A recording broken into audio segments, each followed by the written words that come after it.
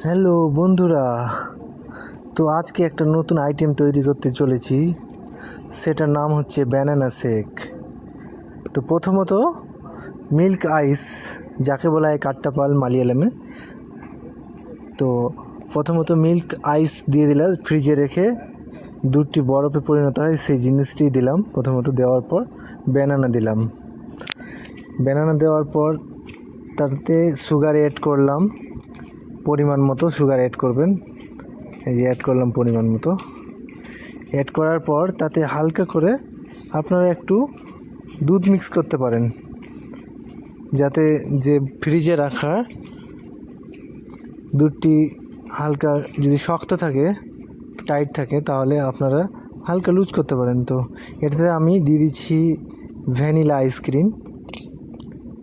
দেওয়া হয়ে গেল ইতিমধ্যে ভ্যানিলা আইসক্রিম। তো আমি এটা মিক্সি জারে মিক্স করব। তো তৈরি হয়ে যাবে ব্যানানা শেক। খুবই টেস্ট হবে যদি আপনারা এখানে ভ্যানিলা আইসক্রিম ইউজ করেন, তো খুবই টেস্ট হবে। আরও এটাতে কাজু অ্যাড করতে পারেন, কাজু মিক্সি জারেও দিতে পারেন, দিলে আরও ভালো, খেতে আরও সুস্বাদু টেস্টি হবে। তো ইতিমধ্যে মিক্সি স্টার্ট করে দিয়েছি আমি। মিক্সিতে আমার চলছে, পুরো মিক্স হচ্ছে। তো আমি গ্লাসটাকে সাজিয়ে নিচ্ছি তার ফাঁকে।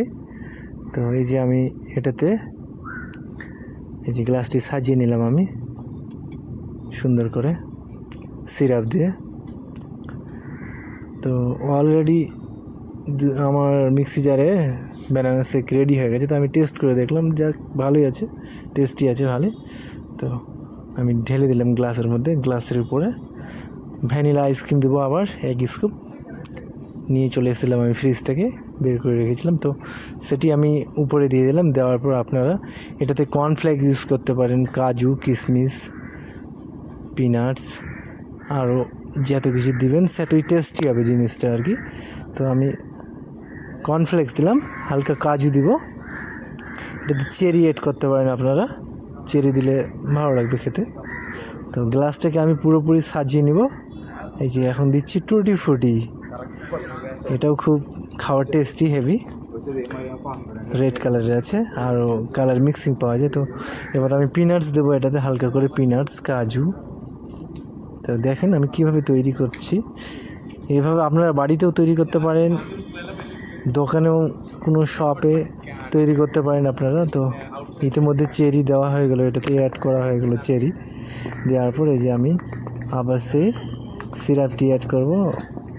দেখার একটা সুন্দর, মানে সৌন্দর্য লাগবে, গেট আপ চলে আসবে গ্লাসে, কোয়ান্টিটি আরও সুন্দর হবে। তো অলরেডি তৈরি আমার।